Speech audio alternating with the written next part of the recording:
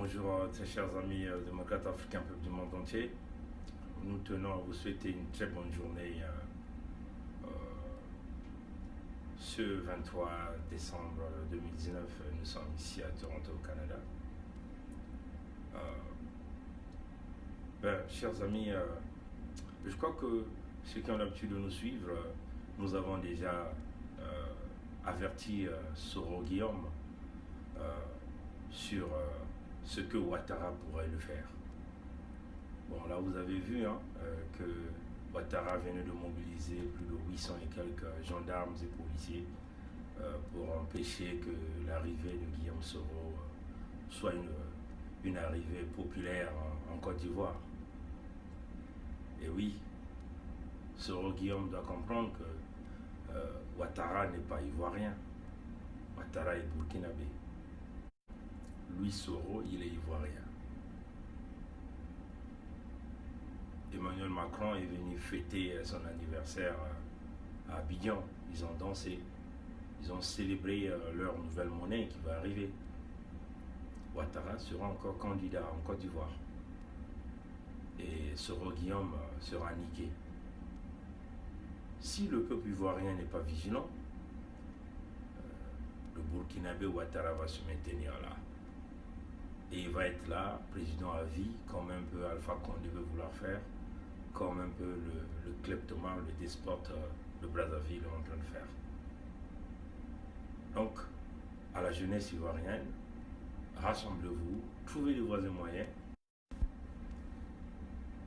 Vous avez commis la bêtise d'être en communication avec, d'emmener Ouattara au pouvoir en piétinant les Ivoiriens, en tuant les Ivoiriens. Vous avez emmené le président Gbagbo à la Cour pénale internationale de justice. Vous avez emmené le président des jeunes patriotes, Charles Blé Goudé, à la Cour pénale internationale de justice. Aujourd'hui, tout a démontré que ces fils d'Afrique n'ont jamais commis ces crimes, mais ces fils d'Afrique sont aujourd'hui empêchés de rentrer dans leur pays. On veut vouloir les garder en otage en Occident, tout simplement pour permettre à Ouattara de prendre encore un troisième mandat. Oui, il y a l'armée française qui est là, postée à Abidjan, pour se rassurer de la présidence de Ouattara. Mais l'affaire appartient à vous les Ivoiriens, de voir comment vous allez faire pour s'en sortir de ce trou que vous avez autrefois acclamé Ouattara en euros, mais il va devenir un caillou dans votre chaussure, comme un peu le kleptomane de Brazzaville qui est devenu un caillou dans la chaussure des Congolais. On vous avait prévenu, tous les étrangers que l'Occident essaie d'imposer dans nos États ne seront jamais là pour le bien de nos citoyens. Comment allons-nous débarrasser de ces gens? Il s'agit ici de se rassembler ensemble, comme un seul peuple, une seule nation, pour chasser ce président qu'on nous impose. Ces gens-là qui n'ont jamais la vision pour la jeunesse. Peuple ivoirien, vous avez là une opportunité. Quant au peuple du Congo-Brazzaville, l'unité serait notre ultime moyen. Que les jeunes du Congo-Brazzaville ne comptent sur aucun leader politique. Tous les leaders politiques